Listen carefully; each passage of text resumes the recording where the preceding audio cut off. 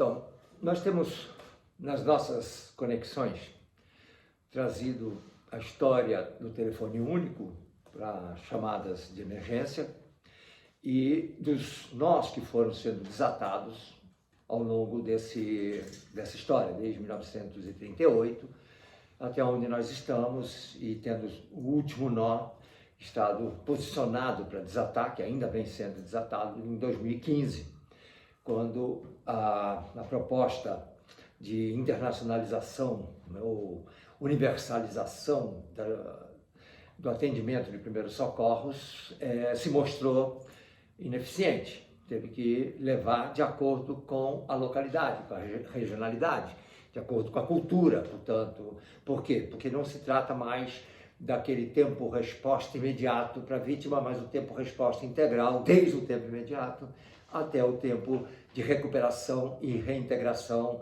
na atividade social. Então isso é um desafio, porque toda a linha de resposta a emergências médicas, no caso que nós estamos focando, essa linha inteira tem que ser qualificada, toda ela vai ser quantificada e vai ser possível identificar aonde estão os pontos a serem melhorados, né, desse nó que se quer desatar, que é conseguir reverter um problema inexoravelmente de morte, como uma parada cardíaca, ou AVC, uma crise aguda de asma, ou uma hipoglicemia grave, em que o indivíduo vai a óbito e que é possível reverter com os primeiros socorros de alta qualidade. E todo o serviço tem que ser de alta qualidade. Mas onde estão os pontos que podem prejudicar? Cada frente eu tenho alguém com exímio conhecimento e que consegue resolver o problema. Mas no meio eu tenho algo que bloqueia. Então, a estatística que está dentro dessa informação, em que cada um preenche aquilo que foi feito para que se possa ter os dados, que não fique aquela mesmice de 7,6 desde 1974 até 2008, é o que se pretende averiguar. E para isso precisa não mais ter blocos de ensino de primeiros socorros, mas blocos voltados a cada etiologia de cada tipo de problema, seja a etiologia da AIDS, a etiologia da anafilaxia, a etiologia do AVC e os métodos para corrigir e identificar e corrigir o AVC no menor espaço de tempo possível. Por que isso? Porque tempo é vida, ou seja, quando você demora para fazer alguma coisa, isso piora, isso está claro. Quanto mais a pronta resposta, quanto mais você tem sucesso no resultado. Portanto, todo esse sistema foi preparado em 1973 para fazer a Estrela da Vida, que hoje é exibida nas ambulâncias, é exibida em carros do Corpo de Bombeiro, que envolve parte de primeiros socorros, que envolve médicos que trabalham dentro das unidades de resposta à emergência, dentro das agências. Então, essa Estrela da Vida ela é exibida, mas tem um paradoxo nela. Por quê? Porque ela subentende que aquele serviço está sendo praticado. Ora, se aquele serviço não está sendo praticado, ela funciona muito mais como um efeito de árvore de Natal. É apenas um enfeite, apenas alguma coisa. Por quê? Porque o principal elo, que é o cidadão, que é o início do processo, não está incluído na equação. Pelo menos eu estou falando do nosso país. Então, quando se vê isso também na Europa, também alguns países avançaram muito e outros não. Nós já mencionamos a respeito do DEA, né, do desfibrilador externo automático para reverter uma parada cardíaca e então acabar com a história do infarto fulminante. Isso já está lá. Portanto, essas questões, elas estão pensadas e dizendo, bom, o processo começa agora pelas telecomunicações, pelas redes neurais, em que cada grupo dentro do seu condomínio, dentro do seu município, dentro da sua comunidade, vai poder agir. De maneira que cada um vai corrigindo para que as suas estatísticas demonstrem sucesso, como Boston conseguiu, Chicago, várias cidades nos Estados Unidos e na Europa conseguiram, mas é por localidade que vai conseguindo. Não adianta ter um índice muito bom no lugar e o resto não ter. Nós mencionamos o exemplo da questão de São Gonçalo com a Ponte Rio-Niterói. Você tem um excelente resultado na Ponte Rio-Niterói, né, supostamente, e do outro lado você não tem nada, fica numa posição bastante precária. Portanto, essa visão de organização é que está por trás do telecomunicador de emergência, que é um controlador. Ele é um controlador que é o primeiro a chegar na cena.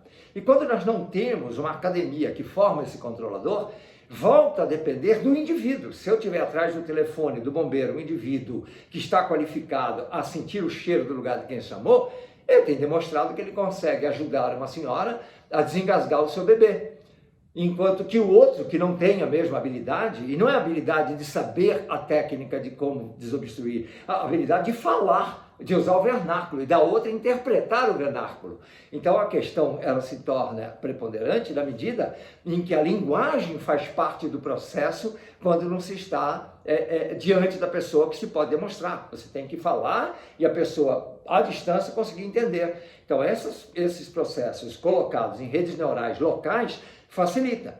E na medida em que tenhamos um único telefone, que seja o número para onde todas as ligações entram, ao invés de ter que ligar para a guarda municipal, para reclamar de um ônibus que está mal servido, não parou no ponto, ou seja, então você liga para um 156, ou então você liga para um 91, 90, 99, 92.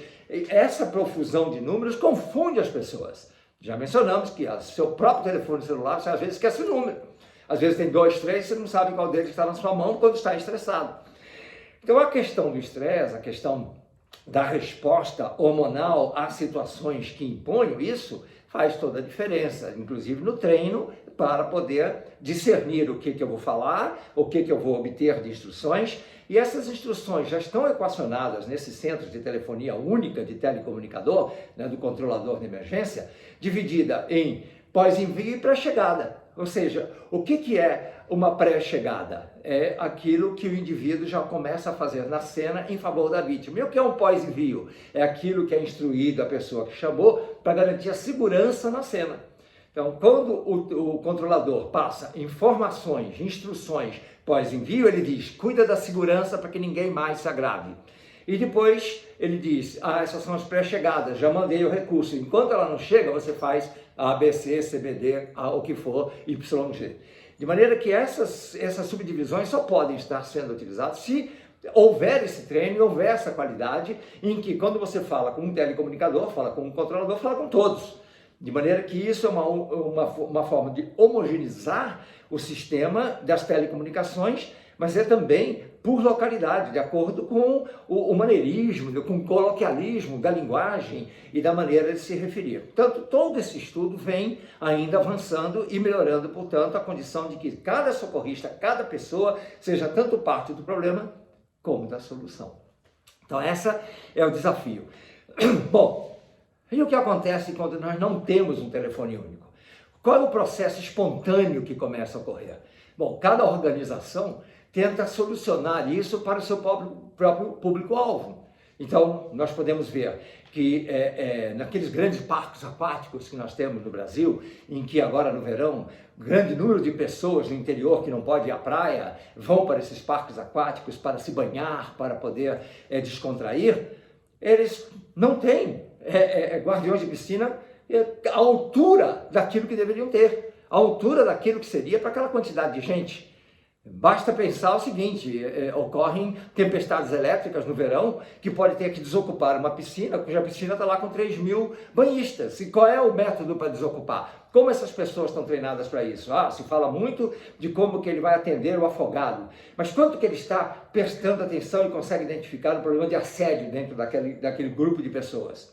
De que maneira esse grupo está organizado para poder não viciar o olhar, em que ele está olhando e daqui a pouco ele não consegue mais saber o que está olhando. Como é que faz o rodízio? De que maneira equaciona o espaço? E as sombras, e o sol, e tudo aquilo que interfere na visão daquele que é o guardião que cuida daquele grupo de pessoas. De que maneira isso está feito? Bom, na medida que não se faz, ou que se faz meio pela metade, que não há um sistema que pare para pensar nisso, coloca-se uma ambulância na porta. E melhor, decora-se a ambulância com o nome UTI móvel, como se dentro daquele espaço tivesse uma UTI. Porque a UTI móvel é para tirar de uma UTI e colocar na outra, não é? E aí quando abres a porta da UTI para ver o que tem dentro, tem pessoas que não têm qualificação para trabalhar com afogado, que seria o principal problema, dentre outros, como queimadura com churrasco que se faz do lado de fora da piscina.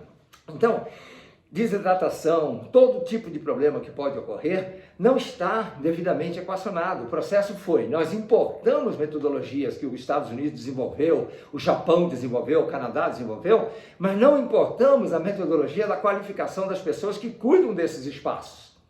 Então, eu estou mencionando um, mas se eu mencionar uma indústria, se eu mencionar uma forma qualquer, vamos encontrar a mesma coisa. Nós vamos ter diretor de empresas que vão colocar lá uma unidade móvel, cuja unidade móvel, que é uma ambulância, supostamente é a solução. Ah, vai ter uma parada de crianças tocando nas fanfarras, ou vai haver um esporte, ou vai haver um campeonato qualquer, coloca-se lá uma ambulância, como se ela fosse a grande solução. Ambulância é solução de quê? Ambulância é solução de transporte. Ela não é solução de estabilizar sinais vitais. Então, da mesma forma, isso vai sendo produzido para poder preencher os buracos que faltam dentro daquilo que se começa a notar. Isso é uma espontaneidade, ou seja, é uma jabuticaba. É a própria jabuticaba brasileira, pintada inclusive de cores diferentes para dar um ar de novidade ou de competência. Mas, na realidade, demonstra a incompetência gerencial completa da onde nós chegamos até 2015, que se pretende avançar em direção ao futuro. Essas são as conexões. Meu nome é Randolfo Fonseca. Nós nos encontramos adiante.